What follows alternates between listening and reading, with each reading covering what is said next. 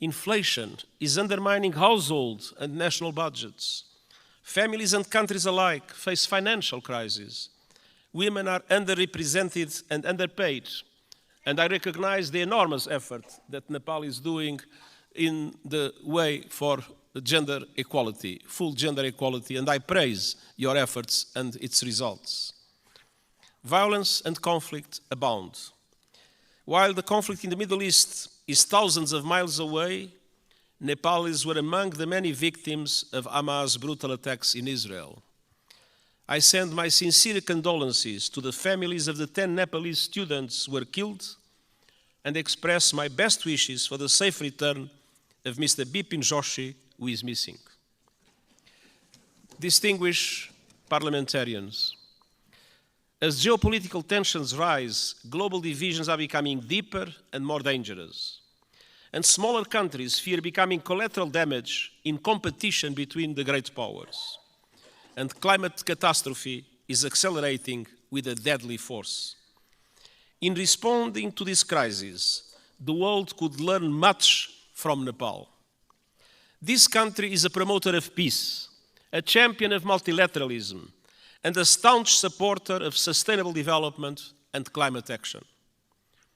Nestled between two great powers, you have forged your own paths to safeguard your sovereignty and your independence.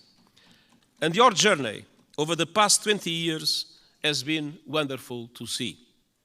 A new republic with a new constitution has the UN Charter at its heart. You were quick to embrace the Sustainable Development Goals and are making progress on many of them, independently of the difficult financial conditions that developing countries face in today's unfair world. Your country has successfully calmed the storms of conflict and moved from war to peace, a process the United Nations has been proud to support.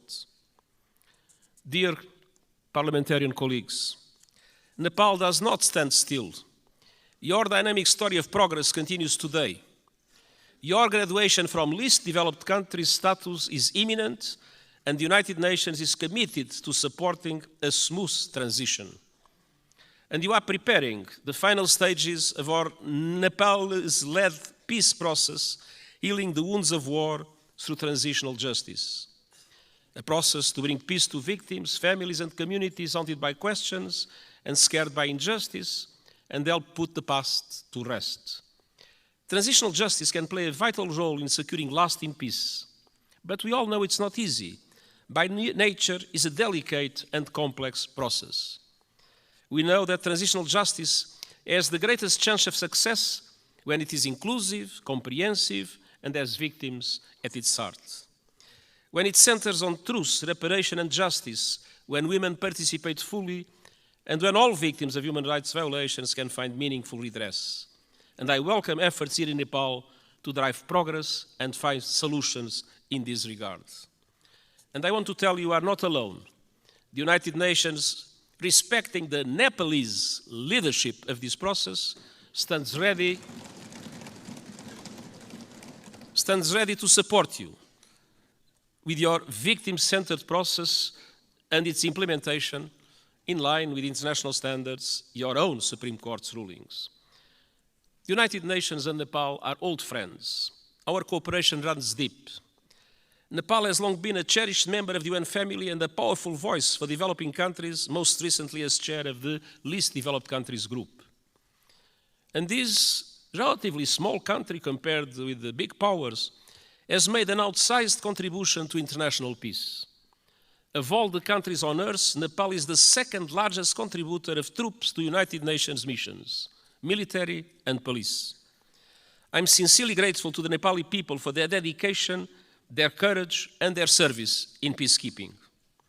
And I would like to take a moment and ask for one moment of silence to honor those Nepalese who have lost their lives serving under the blue flag.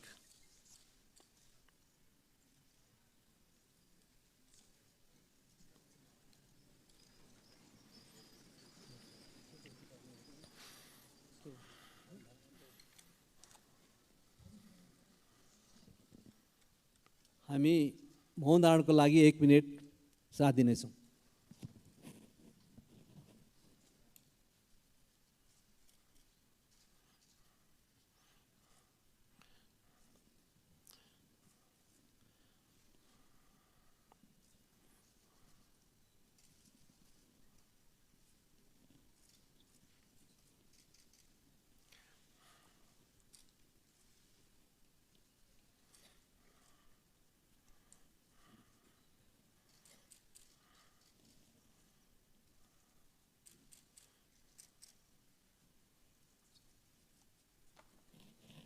Thank you.